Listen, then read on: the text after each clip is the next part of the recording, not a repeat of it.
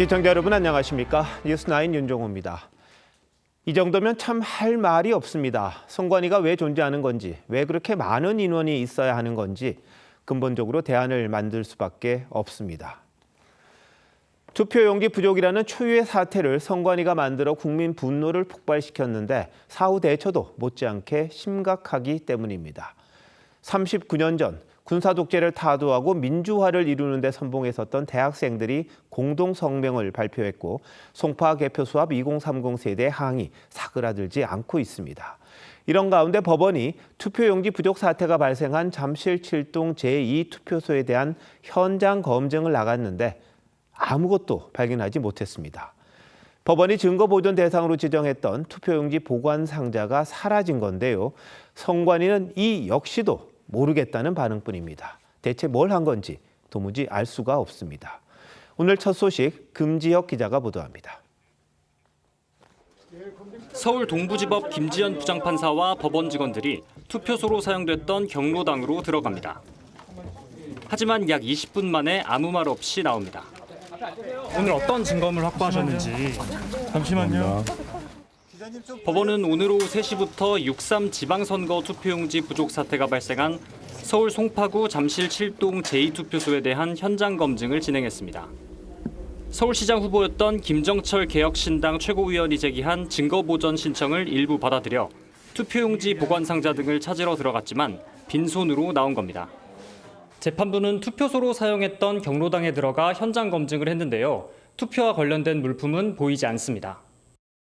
서울시 선관위는 상자의 행방을 확인하고 있다고 밝혔습니다. 법원은 선관위의 보관 장소 등을 묻는 사실조회 등을 진행해 상자의 행방이 확인되면 다시 현장 검증에 나설 계획입니다. TV조선 금지혁입니다. 선관위의 이해 못할 업무 처리가 하루가 멀다 하고 쏟아지고 있습니다.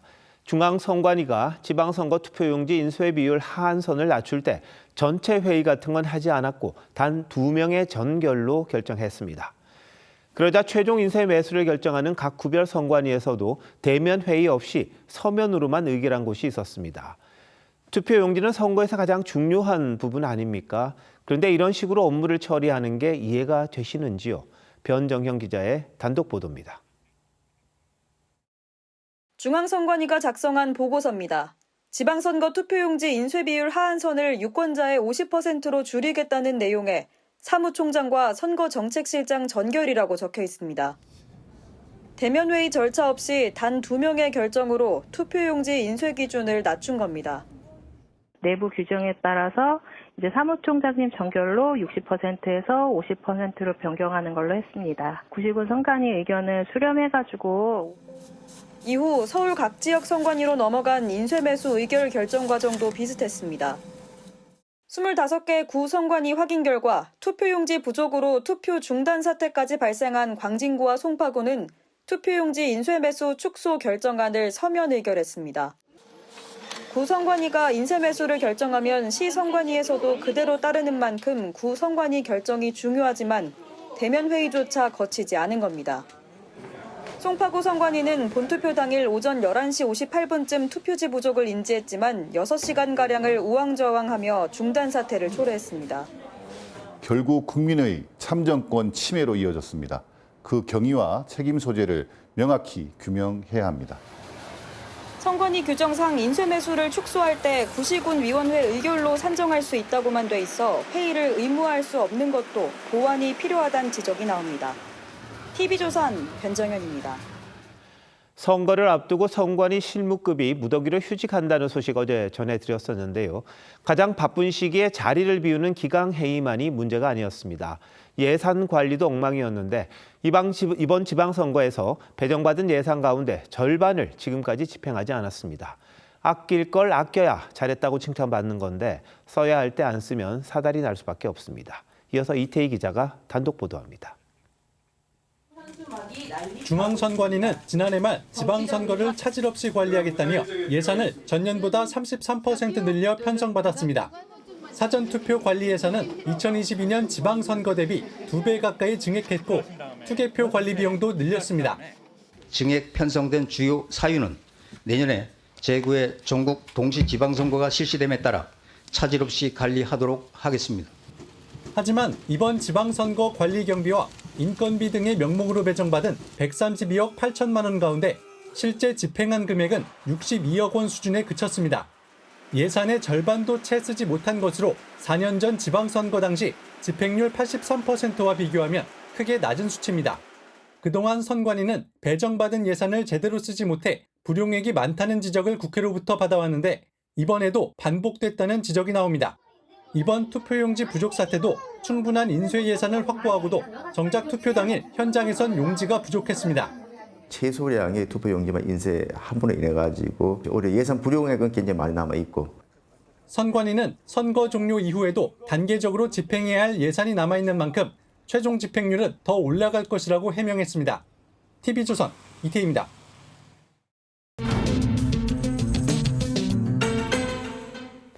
투표지 부족 사태의 원인 규명에 실마리가 될 걸로 기대했던 법원의 현장 검증이 허무하게 끝났습니다. 사라진 투표용지 보관 상자는 도대체 어디로 간 건지 사회부 안혜리 기자와 뉴스더에서 더 자세히 알아보도록 하겠습니다. 자, 안 기자, 없어진 투표용지 보관 상자, 이게 정확히 뭡니까? 네, 이 기표가 되지 않은 투표용지를 담아두었던 흰색 종이 상자입니다. 선거 직전 선관위가 전국 투표소로 투표용지를 배분하고 이송할 때 사용하는 상자인데요. 일반적인 투표함은 자물쇠나 특수봉인지를 쓰지만 이 상자는 투표 전 단계에서 쓰이는 일종의 수송용 박스입니다.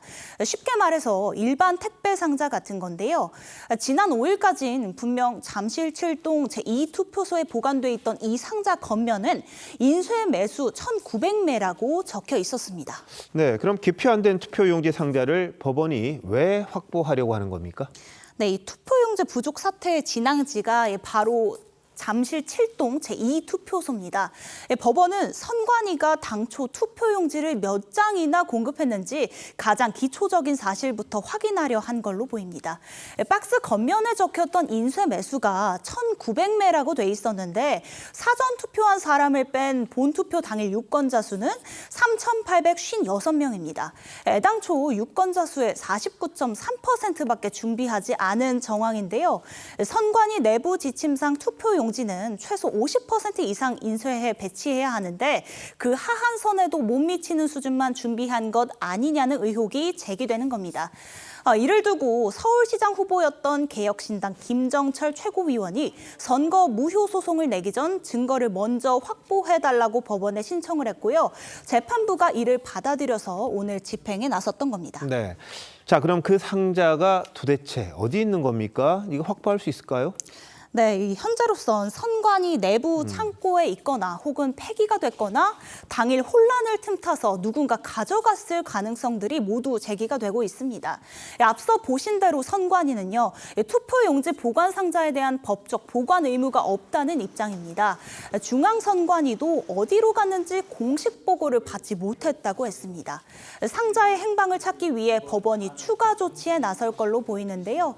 우선 선관위에 대한 사실 조회를 통해 투표용지 보관 상자가 어디로 갔는지 찾아보라고 할 수 있습니다. 투표소와 투표함 보관 장면을 촬영한 CCTV를 확보해서 상자의 행방을 추적할 수도 있습니다. 국민의힘 장동혁 대표는 누군가 증거를 없애고 있다. 진실을 덮으려 하면 국민의 분노는 더 커질 것이라고 비판하기도 했습니다. 선관위에 대한 국민적 실망이 더 커질 걸로 보입니다. 네, 이 사라진 상자의 미스터리. 풀릴지 안 풀릴지 곧 결과가 나오겠군요. 안 기자 잘 들었습니다.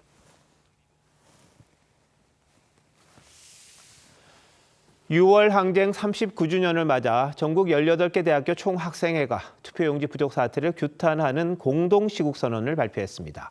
1987년 민주화를 이끌어낸 대학생들이 국민의 가장 기본 권리인 참정권을 제대로 지키겠다고 떨쳐 일어난 겁니다. 산업화와 민주화를 일궈낸 대한민국이 어쩌다 이 지경까지 온 건지 황재영 기자가 보도합니다. 국가에 의한 참정권 침해 규탄한다! 이한열 열사의 대형 그림이 붙어있는 학생회관 앞에서 파란색 학과 점퍼를 입은 연세대 학생들이 선관위를 규탄하는 구호를 외칩니다. 39년 전 교문 앞에서 민주화를 외치다 최루탄에 맞아 숨졌던 모교 선배를 언급하며 더욱 결연해집니다. 이현열 열사가 지키고 있던 이 민주주의 앞에서 청년들이 다시 광장에 서서 한 표를 지키라고 외쳐야 한다는 이 현실이 부끄럽지 않습니까? 같은 시간 서울대학교 아크로폴리스 광장에서도 선배인 박종철 열사 정신을 되새깁니다. 80년대 박종철 열사님이 민주화 운동의 도화선이 되었던 것처럼 이번 사태에서도 대학생들의 목소리가 도화선이 되어서 유월항쟁 39주년인 오늘 전국 18개 대학 총학생회가 각 캠퍼스에서 선관위 구조개혁 등을 요구하는 시국선언을 발표했습니다. 집회 참가자들은 시국선언에 동참하는 의미로 자신의 학과 점퍼를 학교 상징인 탑에 벗어뒀습니다. 이번 사안이 일부 정치인이나 아니면 특정 단체가 내는 목소리가 아니라 평범한 대학생들이 내는 목소리라는 걸 보여주기 위함이라는 점. 39년 전 그날처럼 참정권을 지키겠다는 청년들의 목소리가 높아지고 있습니다. TV조선 황지영입니다. 서울 송파구 개표소 앞에서 투표용지 부족 사태에 항의하는 집회가 엿새째 이어지고 있습니다. 이곳에는 여전히 선관위를 규탄하는 2030 세대들의 발걸음이 이어졌는데요. 전국 공무원 노조도 선관위에 책임을 물었습니다. 김윤혜 기자의 보도입니다. 내리쬐는 햇볕에도 개표소 앞에 빼곡하게 둘러앉은 시민들이 구호를 외칩니다. 얼굴이나 몸에 태극기를 그리거나 두르고 애국가를 힘차게 부르는 청년들이 곳곳에 보입니다. 정치색과 상관없이 기본권이 침해된 데 대한 2030 세대의 분노가 이어졌습니다. 국민으로서 그냥 한 개인으로서 존중받지 못하는 느낌이 많이 들었습니다. 공개적으로 목소리를 내거나 드러내고 이런 건 완전 처음입니다. 투표용지 부족 사태에 항의하는 집회가 엿새째 이어지는 가운데 전국 공무원 노조는 선관위를 규탄하는 기자회견을 열었습니다. 무능력, 무책임 선관위 규탄, 선거관리제도 전면 개혁 등 종이 피켓을 든 전국 공무원 노동조합원 30여 명은 서울시 선관위원회 앞에서 선관위가 업무를 떠넘겼다고 비판했습니다. 선거라는 전쟁터에 강제징용돼서 이렇게 굴리고 저렇게 굴리고 종알바지 되고 욕바지 되고 육탄 돌고 다 해줬습니다. 또 현재의 선거관리 시스템이 개선되지 않으면 앞으로 선거 업무를 거부할 수밖에 없다고 했습니다. TV조선 김인혜입니다. 전원 외부 인사로 구성된 선관위 진상규명위원회가 오늘부터 열흘간 자체 진상조사에 착수했습니다. 첫 회의에서 투표용지가 부족할 때 어떻게 대처할지 대응 매뉴얼이 없었다는 걸 확인했는데 진상규명위원장은 투표용지 부실 관리 문제뿐만 아니라 동일 득표 논란을 해소하기 위한 일부 재개표도 검토할 수 있다고 했습니다. 황정민 기자가 보도합니다. 선관위 진상규명위원 6명이 처음으로 마주 앉았습니다. 3시간 넘게 진행된 첫 회의에서 진상규명위는 투표용지가 부족할 때 선관위가 어떻게 대응해야 하는지에 대한 매뉴얼이 없었던 걸 확인했습니다. 매뉴얼이 부존재하였음을 확인하였고 필요시 관련 직원 출석 요구 및 기타 추가 자료 제출을 요구할 예정입니다. 투표용지 인쇄 매수를 기존 60%에서 50%로 축소하라는 지침을 내린 과정과 송파구 등 일부 투표소의 투표 종료 전 개표 개시를 결정한 책임자가 누군지 소명할 것도 선관위에 요구했습니다. 앞서 조현욱 위원장은 TV조선과의 통화에서 선거관리 과정 전반을 파헤쳐야 위원회 존재 의미가 있을 거라며 고강도 조사를 예고했습니다. 특히 일부 지역에서 후보자 간 사전투표 득표수가 동일하게 나온 이른바 쌍둥이 득표에 대해 생중계 방식으로 재개표를 할 수 있는지 검토해 볼 필요가 있다고 말했습니다. 국민적 의혹 해소에 필요한 만큼 법적 조치까지도 포함될 수 있다는 의미로 해석됐습니다. 그동안 선관위는 사전투표용지 반출과 소쿠리 투표 등의 논란이 일 때마다 내외부 인사로 구성된 위원회를 구성했지만 보여주기식 셀프 조사란 지적이 반복된 걸 감안한 걸로 보입니다. 진상규명위는 활동 기한이 열흘에 불과한 만큼 매일 회의를 가질 계획입니다. TV조선 황정민입니다.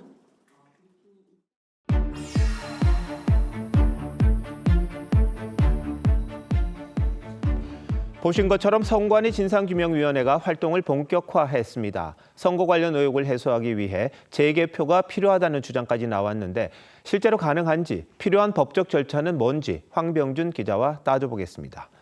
황 기자, 진상규명위원회가 왜 재개표를 검토하겠다고 한 겁니까? 이번 6.3 지방선거에서 투표소는 다른데 후보별 득표수는 같은 이른바 쌍둥이 득표로 의혹이 일고 있죠. 진상규명위는 이런 의혹을 해소하기 위해 재개표가 필요하다는 겁니다. 통계 전문가들 사이에선 우연의 일치이고 있을 수 있는 일이란 분석이 나오지만 의혹이 가라앉지 않는 데 따른 접근으로 해석됩니다. 이 기회에 재개표를 하는 것도 필요해 보이긴 합니다만, 근데 진상규명위원회가 재개표를 할 권한이 있는 겁니까? 진상규명위는 이번 투표용지 부족 사태 원인 파악을 위해 만들어진 임시 산하 조직이어서 재개표 여부를 결정할 수 있는 권한이 없습니다. 그리고 공직선거법을 보면 선관위나 산하위원회의 자체 판단으로 재개표가 가능하다고 규정한 조항도 없습니다. 다만 선관위는 투표지가 담긴 투표함을 보관할 의무가 있을 뿐입니다. 그럼 누가 언제 열어볼 수 있습니까? 재개표 여부는 오로지 법원이 판단합니다. 그것도 선거소송이나 당선소송에 따른 재판을 진행하는 과정에서만 가능합니다. 재개표를 할 경우 법관의 입회가 필수적이고요. 법원의 명령이 없으면 그 누구도 임의로 열 수가 없습니다. 투표함을 열어가지고 표를 다시 세분대하는 것은 그거는 굉장히 엄중한 요건과 절차 하에서만 가능하도록 되어 있고 그렇게 해야 되는 거거든요. 투표함이 적절하게 보관이 되어 있으면 법관이 입회하에서 그런 증거 보존 물품에 대해서 검증을. 자, 그렇다면 재개표에 엄격한 법적 절차가 필요하겠군요. 네, 우선 후보자나 정당이 증거 보전 신청을 할 수 있습니다. 신청은 공식 소송을 제기하기 전에도 가능하고요. 관할 지방법원에 해야 합니다. 인천시장 선거 투표 과정에 문제가 발생했다면 인천지방법원에 신청을 해야 하는 거죠. 법원은 인용하거나 기각할 수 있고요. 인용하게 되면 봉인과 압류 명령을 내립니다. 이후 본소송이 진행되는 과정에서 사전투표함과 본투표함 모두를 열고 재개표를 할 수 있습니다.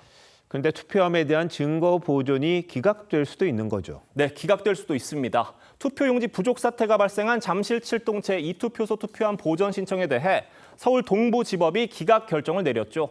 선관위가 투표함과 투표지 등을 보관하기 때문에 이에 대한 증거 보전은 받아들이지 않더라도 신청 목적을 이룰 수 있을 거라고 판단했습니다. 그러면서도 투표용지 보관 상자와 투표소를 촬영한 폐쇄회로 등에 대해선 인용 결정을 내렸는데요.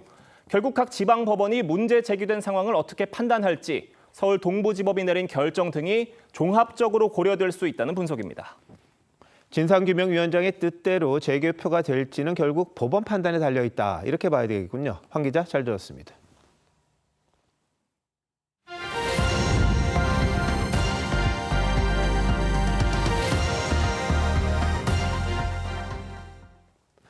지지율 고공행진을 이어가던 이재명 대통령이 난기류에 휩쓸렸습니다. 한 여론조사에서 국정 지지도가 50%로 떨어졌는데 6.3 지방선거 직전 대비 10%포인트 가까이 하락해 취임 이후 최저치를 기록했습니다. 이틀 전 기자회견에선 선거 결과를 두고 여당을 질책하는 듯한 메시지를 냈었는데요. 유럽 순방 중인데도 SNS를 통해 국민께 죄송하다고 했습니다. 왜 이렇게까지 한 건지 최민식 기자가 취재했습니다. 한국사회여론연구소가 실시한 여론조사에서 이재명 대통령의 국정 지지도는 50.4%였습니다. 이 대통령 취임 이후 최저치입니다. 6.3 지방선거 직전 조사 대비 긍정평가는 9.4%포인트 급락한 반면 부정평가는 10.5%포인트 오른 45.7%를 기록했습니다. 특히 2030 세대에서 부정평가가 60% 안팎으로 가장 높았고 서울에서도 과반에 가까운 걸로 나타나는데 모두 6.3 지방선거에서 여당이 열세를 보인 곳입니다. 유럽을 순방 중인 이 대통령은 이례적으로 SNS 메시지를 통해 냉정한 국민의 평가를 겸허하게 받아들인다며 죄송하다고 했습니다. 지방선거에 대해서도 저는 도대체 납득할 수 없는 상황이 벌어지긴 했지만 그 조사도 우리 국민이 저에게 또는 이 정권에 주는 경고다. 더 겸손해야 된다. 그러면서 더 낮은 자세로 겸손하고 더 넓게 벌려 포용하겠다고 했는데 앞서 그릇이 돼야 한다며 여당을 질책했던 것과는 온도차가 있습니다. 정당 지지도는 민주당이 4.7%포인트 하락한 38.6%, 국민의힘이 6.5%포인트 오른 38.1%로 격차가 0.5%포인트 차였습니다. 지방선거 투표의 주요 요소가 이재명 정부 평가였다는 응답은 32.8%로 소속 정당에 대한 평가라는 18.8%보다 높았습니다. TV조선 최민식입니다. 대통령 환송 행사에 당 지도부는 참석하지 말라는 청와대 메시지로 당청 간 이상 기류가 드러난 상황에서 정청래 대표가 정권은 짧다고 했습니다. 민심이 무겁다는 원론적 차원이라는 설명이지만 여러 해석이 나올 수밖에 없습니다. 게다가 친청계로 분류되는 당 대변인이 이재명 대통령을 윤석열 전 대통령에 빗대면서 논란이 커졌습니다. 여당에 무슨 일이 있었던 건지 고승영 기자가 자세히 전합니다. 민주당 이지은 대변인은 어제 한 유튜브 방송에서 이재명 대통령이 취임 1주년 회견에서 차기 당대표로 김민석 총리에게 힘을 실어준 것이란 해석이 나온 상황에 대해 윤석열 전 대통령을 거론했습니다. 우리가 윤석열을 보면서 윤석열이 누구 찍어서 당대표 시키고 엄청 욕을 했었는데 대통령이 지금 그거 하시는 건가? 설마? 윤 전 대통령이 2023년 국민의힘 전당대회 당시 김기현 의원에게 힘을 실어줬던 상황을 빗댄 거란 해석이 나왔습니다. 그러자 친여 커뮤니티에선 당원들 자부심을 훼손한 배신행위라며 징계와 출당을 요구하는 비판글이 잇따랐습니다.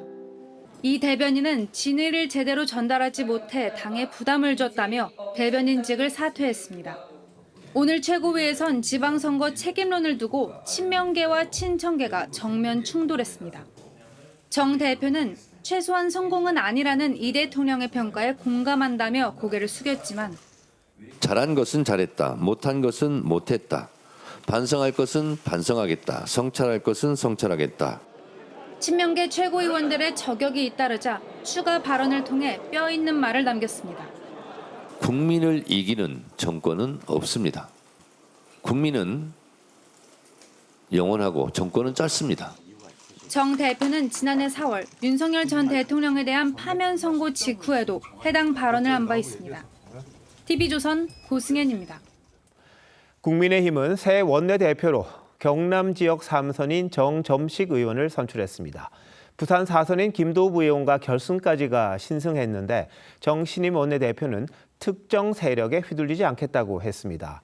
그런데 당권파로 분류되다 보니 계파 정치와 거리를 두겠다고는 했습니다만 지방선거 이후 당의 변화를 제대로 이끌어낼 수 있을지에 대해 우려도 적지 않다고 합니다.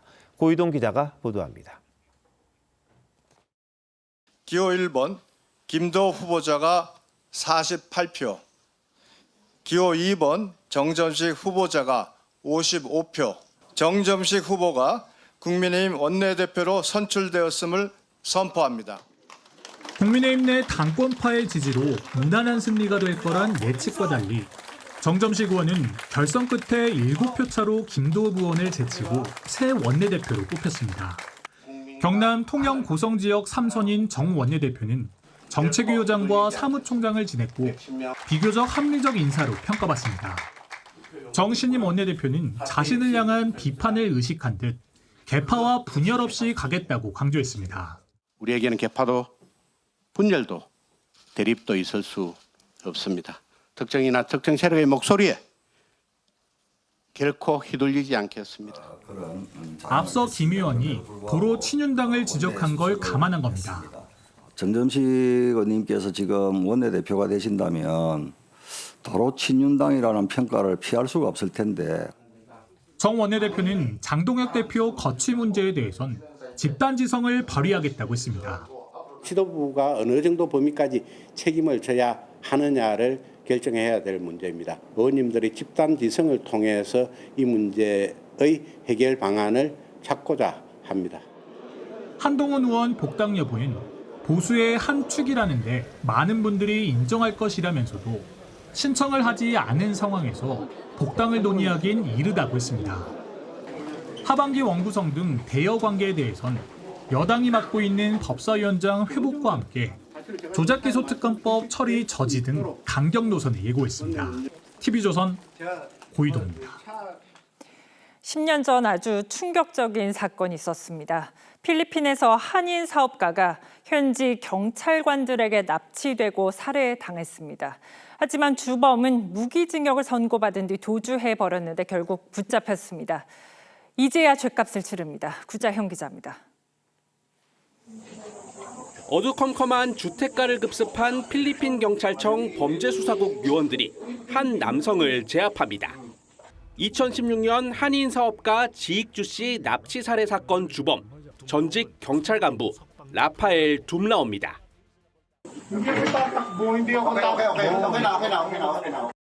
검거 당시 둠라오는 장전된 권총을 소지한 채로 딸의 결혼식 생중계 영상을 SNS로 보던 중이었습니다. Today, June 9, 2026, at around 5 o'clock a.m., operatives of the Philippine National Police successfully arrested Police Lieutenant Colonel Rafael Dumlao. 10년 전 범행 당시 마약 단속국 팀장이던 둠라오는 동료 경찰관들과 함께 지 씨를 납치 살해한 뒤 유족을 상대로 1억 2천만 원을 뜯어냈습니다. Green color. Green color. He has here. So the wearing green had a badge. Police under. 무기징역을 선고받고도 영장 발부가 미뤄진 틈을 타 1년 9개월간 도주 행각을 벌였던 둠라오. 그의 검거 소식에 아내 최경진 씨는 참았던 눈물을 터뜨렸습니다. 집에 남편 사진하고 향 올리는 게 있거든요. 이제 하늘에서 편히 쉬어. 그리고 당신이 하늘에서 들어온 것 같아. 그런 생각이 들더라고요.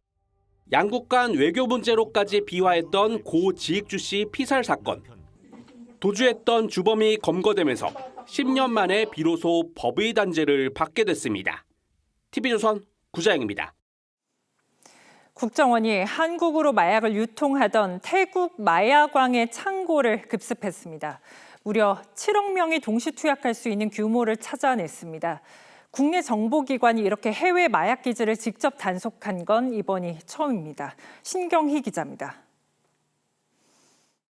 태국 방콕 차오프라야강 하구와 접한 공업지대 사뭇부락간주. 승합차에서 내린 국정원 요원들과 태국 마약 통제청 관계자들이 마약 원료 창고를 급습합니다. 대형 창고 안을 보니 드럼통이 가득 쌓여 있고 포대 표면엔 한국어로 수산화칼륨이란 글자가 적혀 있습니다. 국정원은 지난 9일 태국 마약왕 타파난이 보관 중이던 아세톤과 황산 등 마약 원료 약 50톤을 압수했습니다. 마약으로 유통됐다면 7억 명이 동시 투약 가능하며 시가로 환산하면 8조 4천억 원대에 달하는 규모입니다. 태국 내 마약의 절반 이상을 유통해온 타파나는 지난 4월 한국 병원에서 성형 시술을 받기 위해 위장 신분으로 입국했다 검거됐습니다. 이후 양국은 공조 수사를 통해 타파난이 해외에서 마약 원료를 사들여 완제품 제조 뒤 한국과 호주 등에 유통한 사실을 파악했습니다. 국내 정보기관이 국외의 마약 기지를 직접 단속한 것은 이번이 처음인데 태국 총리는 국정원에 감사를 표현했습니다.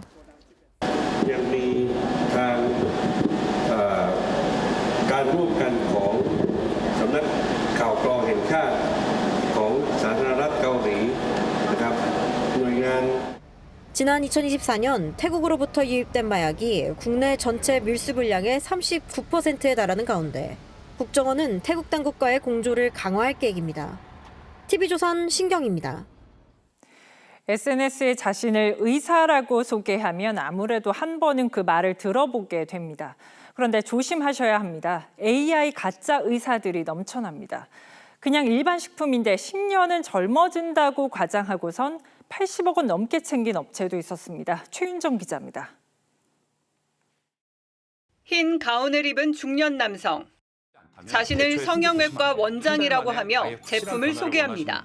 효과가 너무 강해요. 브로콜리 180개 이상의 양의 NMN이 고함량으로 들어있거든요. 짧은 시간 내에 눈에 띄는 변화를 경험하게 되죠. 모습도 말투도 그럴듯하지만 AI로 만들어낸 가짜 의사입니다. 먹기만 하면 10년은 금방 어려진다는 제품도 알고 보니 비타민C와 효모 등으로 만든 일반 식품이었습니다.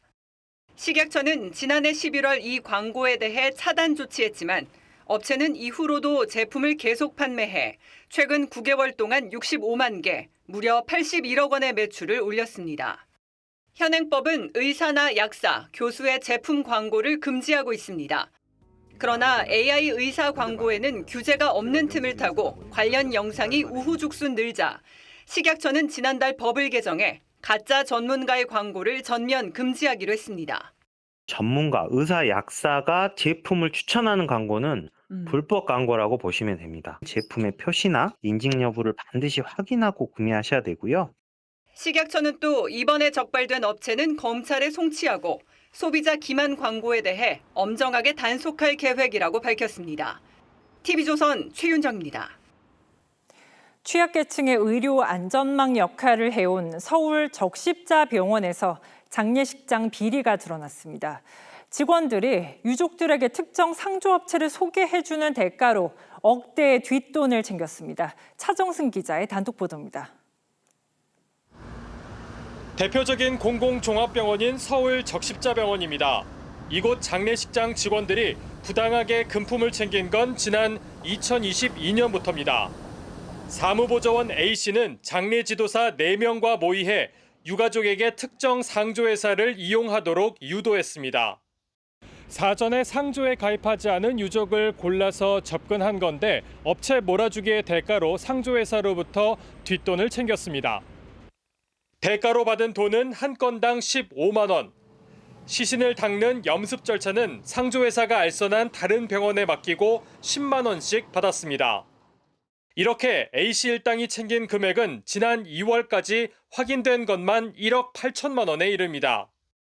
보건복지부 산하 공공기관인 대한적십자사는 최근 익명 제보를 토대로 내부 감사를 실시해 이 같은 사실을 확인했습니다. 서울 적십자병원은 A씨 등 일당 5명을 직위 해제하고 징계 절차에 착수했습니다. 이와 함께 일당과 상조업체 대표를 금품 수수 금지 위반 등의 혐의로 수사 의뢰했습니다. 서울 적십자병원은 현재 장례식장 운영을 잠정 중단한 상태입니다.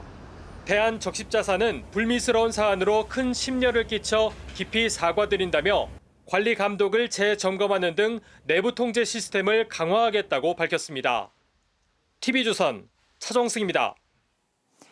이재명 대통령 대선 캠프 출신들이 김용전 민주연구원 부원장 재판에서 조작된 증거를 사용했다는 혐의에 대해 유죄 판결을 받았습니다. 재판부는 암묵적 공모가 있었다고 판단했습니다. 하지만 허위 진술을 하도록 부추긴 혐의는 무죄로 받습니다. 김예나 기자가 보도합니다. 경기도 산하 기관장 출신 이모 씨가 법원에서 나옵니다. 선고 결과 나왔는데 입장 한 말씀 부탁드립니다. 네, 판결을 겸허히 받아들이겠습니다. 이 씨는 지난 2023년 김용 전 민주연구원 부원장의 재판에 증인으로 나와 2021년 5월 3일 김 전 부원장을 만났다고 위증한 혐의를 받았습니다. 같은 날 유동규 씨를 만나 대장동 민간업자 측으로부터 1억 원을 받았다는 김 전 부원장 혐의를 벗겨주려 한 겁니다. 김용 이름을 추가한 본인 휴대전화 일정표를 법원에 내도록 해 위조 증거 사용 혐의도 받았습니다. 1심 재판부는 혐의를 모두 인정해 징역 6개월에 집행유예 1년을 선고했습니다. 이 씨로부터 조작된 일정표를 받아 김 전 부원장 변호인에게 건넨 이재명 대통령 대선 캠프 출신 박모 씨에게도 벌금 500만 원이 선고됐습니다.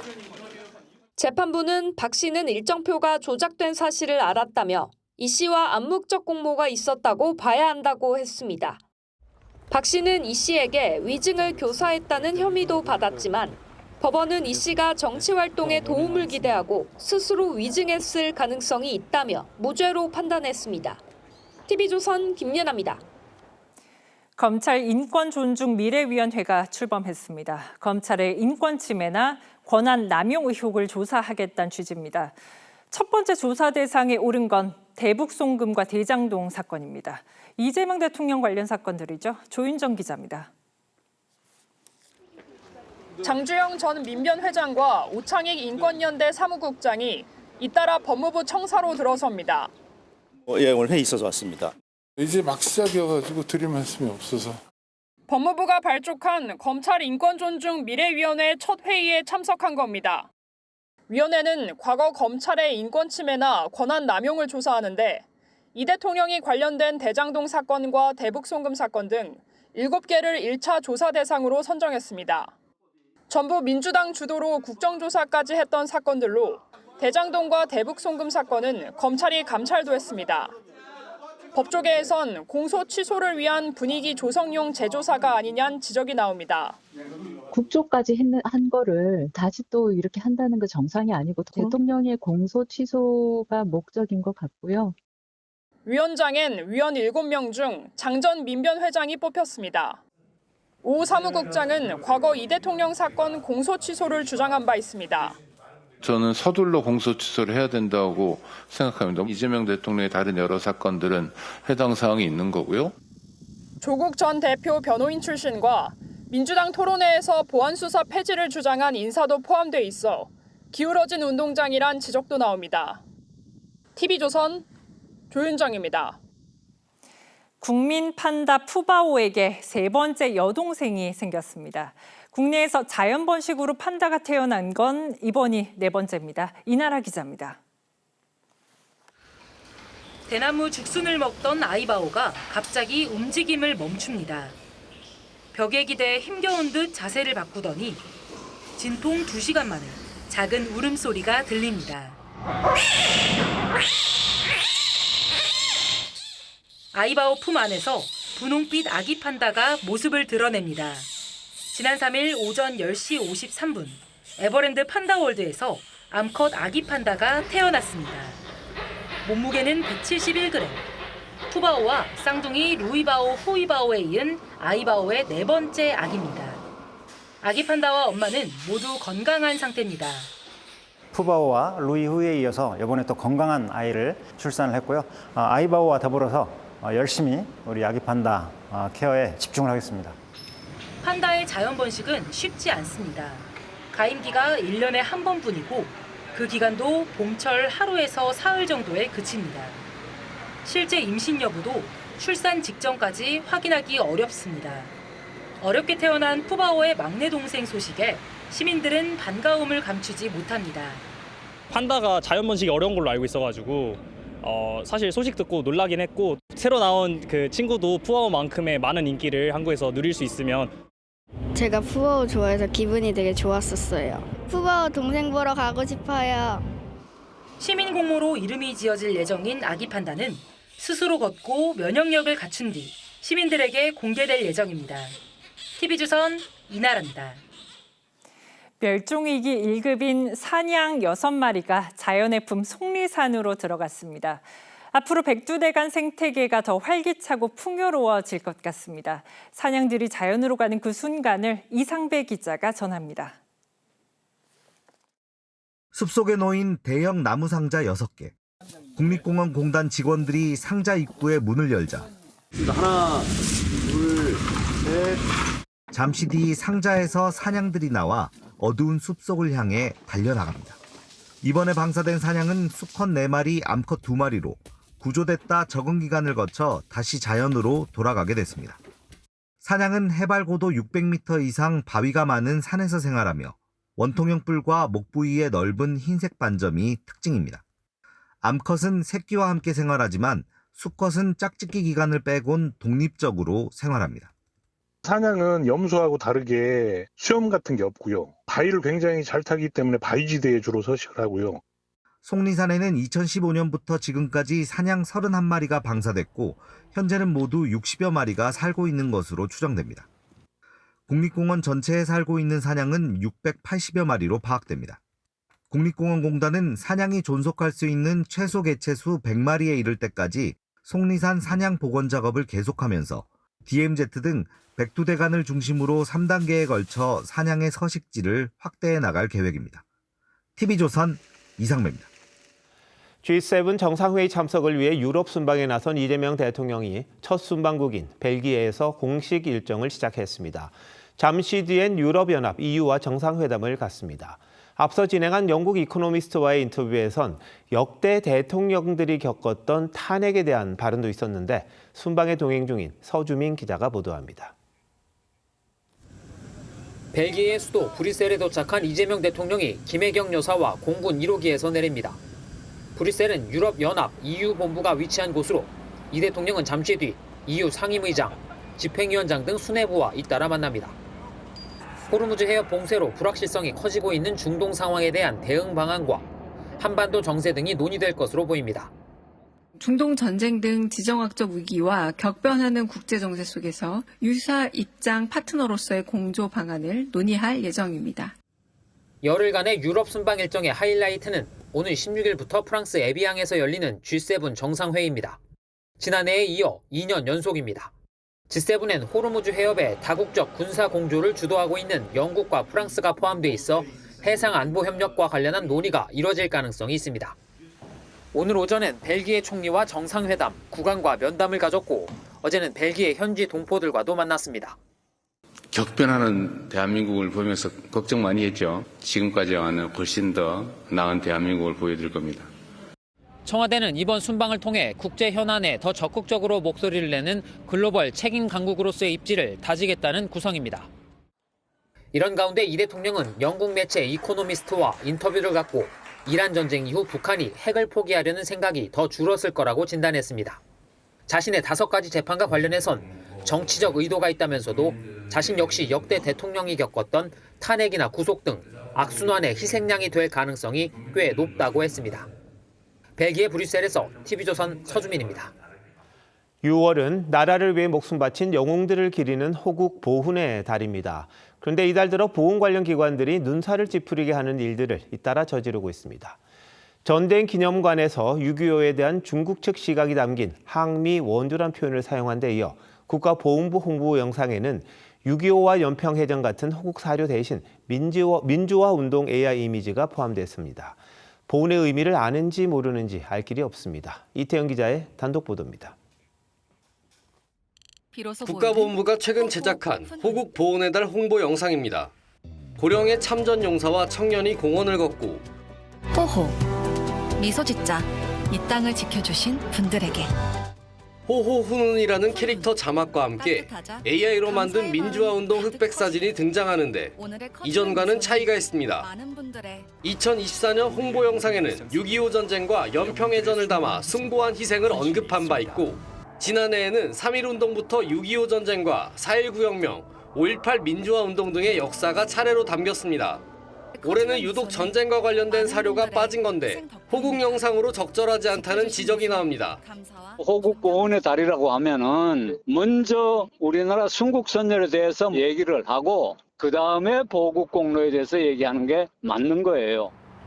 이에 보훈부는 국가 유공자에게 감사한 마음을 가지자는 메시지를 강조하는 취지로 제작됐다며 영상 속 인물은 6.25 참전 용사를 표현한 것이라고 해명했습니다.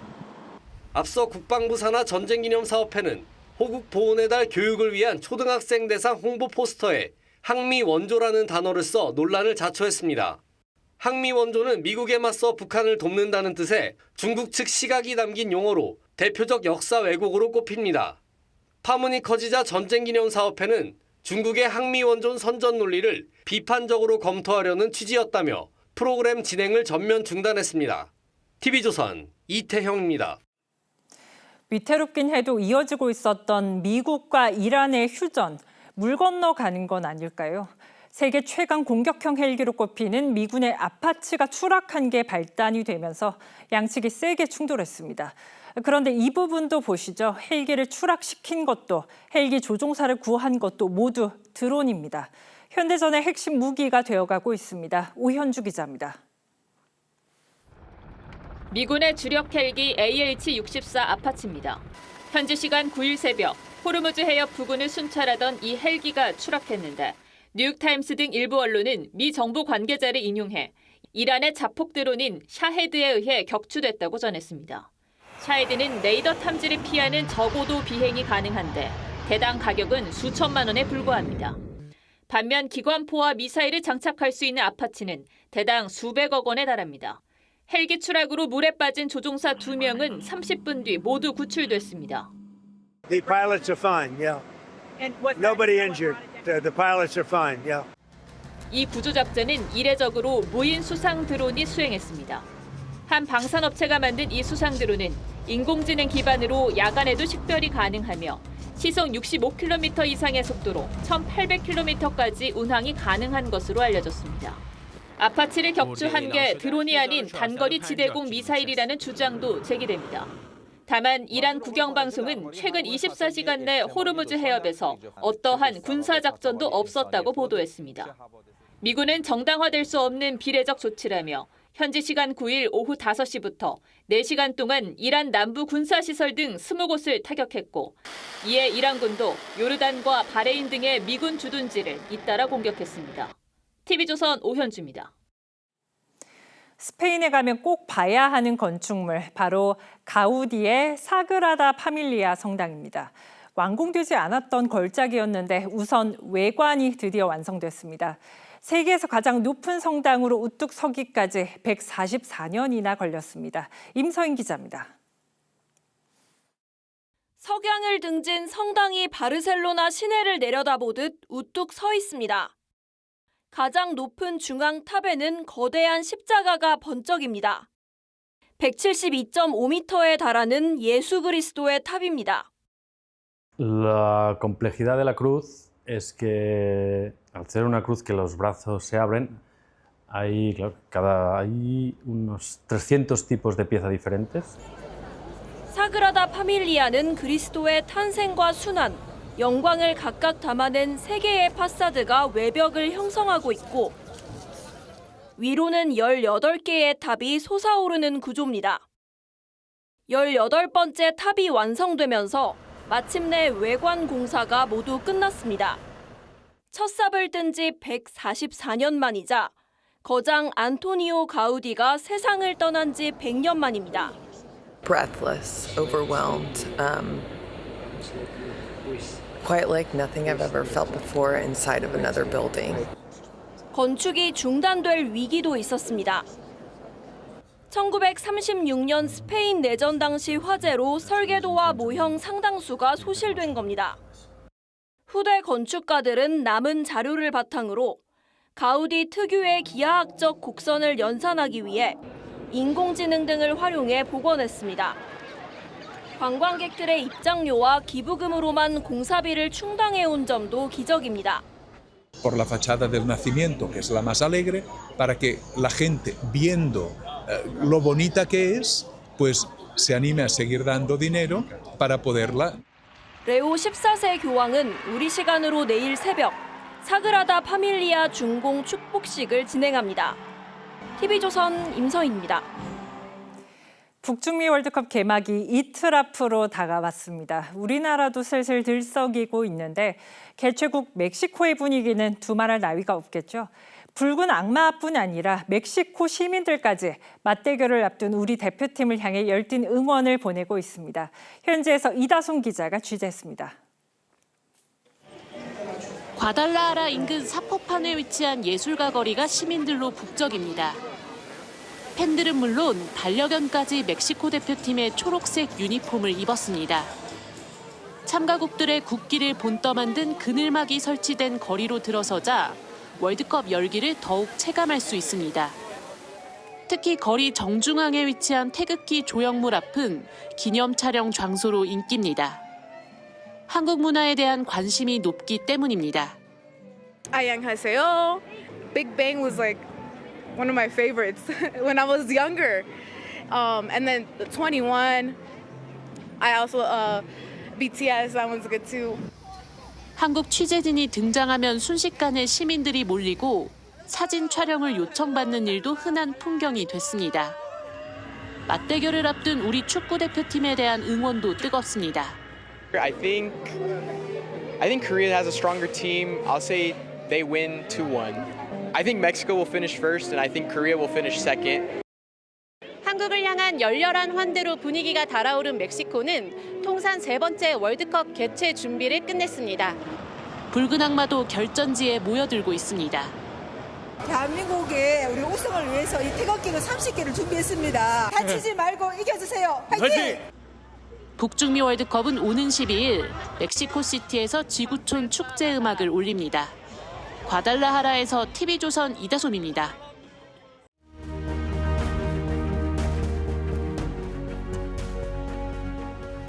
이름에는 뜻이 담깁니다. 그리고 그 이름을 쓰는 사람의 세계관도 함께 드러납니다.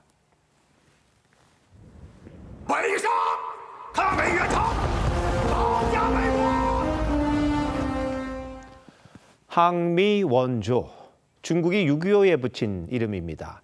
시진핑은 2010년 평화를 보위하고 침략에 항거한 정의의 전쟁이라고 했습니다. 제국주의 미국이 북한을 침략했고 이에 맞서 중국이 나섰으니 정의로웠다는 겁니다. 하지만 6.25가 스탈린의 승인과 마오쩌둥의 지원을 받아 김일성이 일으킨 남침이라는 게 공산권 붕괴 이후 백일화에 드러났습니다.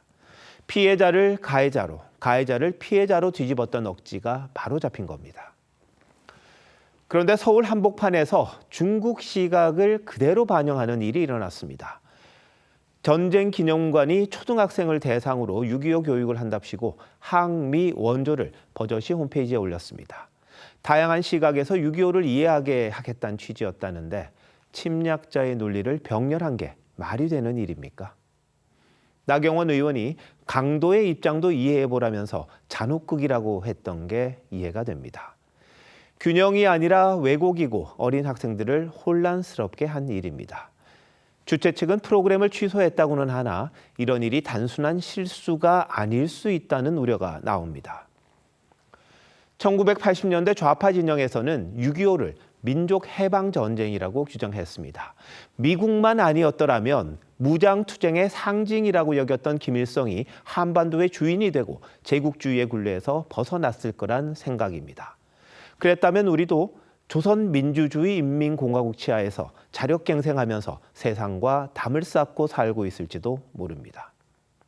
이런 생각들이 여전히 남아 논란거리를 불러일으키는 건 아닌지 걱정입니다. 조지 오웰은 과거를 지배하는 자가 미래를 지배하고 현재를 지배하는 자가 과거를 지배한다고 했습니다.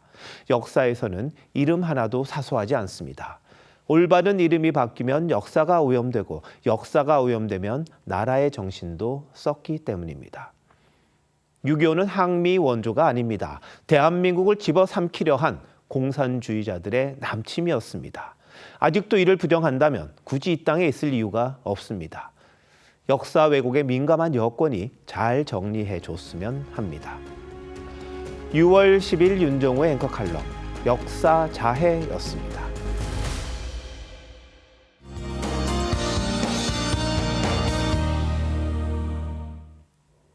전형적인 초여름 날씨가 이어지고 있는 요즘입니다. 내일은 휴대하기 편한 작은 우산 챙겨주셔야겠는데요. 내륙 곳곳에 소나기 소식 들어있습니다. 대기가 불안정해지는 오후부터 저녁 사이 전남과 제주를 제외한 전국 대부분 지역에 5에서 최대 40mm의 소나기가 예상됩니다. 소나기가 내릴 때 돌풍과 벼락, 우박이 떨어지기도 하겠습니다. 내일 전국 하늘이 맑아 자외선이 매우 강하겠고요. 모레까지 남해안과 제주 해안은 너울이 높게 일겠습니다. 해안가 안전사고에 유의하셔야겠습니다. 내일 아침 기온 서울 16도, 부산 18도로 선선하게 출발하겠고요. 내일 한낮 기온 서울 26도, 광주 27도, 대구 29도로 오늘과 비슷하겠습니다. 이번 주말 전국에 다시 30도 안팎의 더위가 찾아올 전망입니다. 날씨였습니다. 6월 10일 수요일 뉴스9 마칩니다. 시청해주신 여러분 고맙습니다.